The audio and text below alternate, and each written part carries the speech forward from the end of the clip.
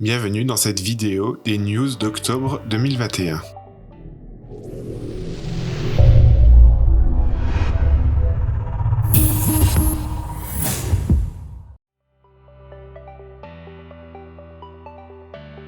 On va commencer par un petit oubli au mois de septembre. Le Peugeot Sport Club UK a organisé son rassemblement annuel à Prescott, comme on l'a signalé dans les commentaires.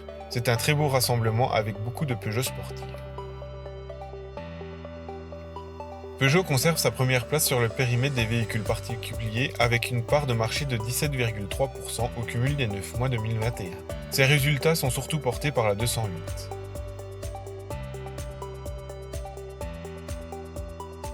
L'e-Expert a reçu le premier prix ex-aequo dans la catégorie véhicule utilitaire de l'année en moyen et gros fourgon électrifié. Le SUV 2008 est titré voiture de l'année 2021 en Afrique du Sud, parmi 23 concurrents engagés.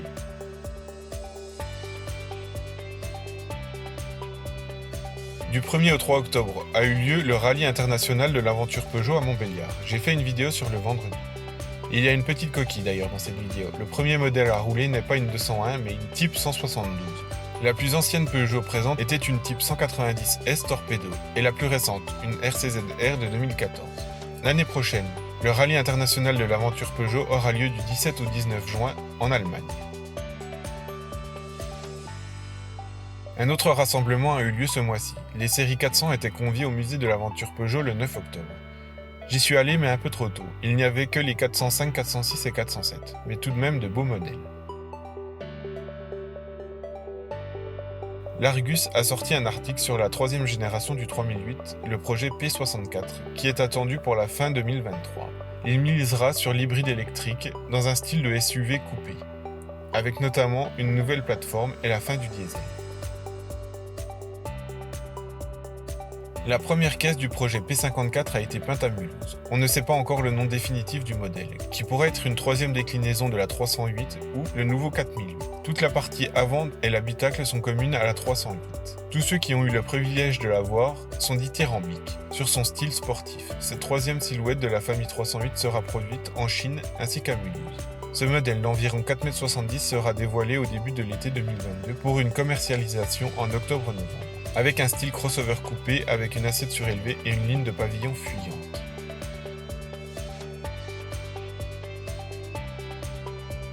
La campagne de pub de la 308 3e génération a été lancée sur tous les médias. Voici quelques images.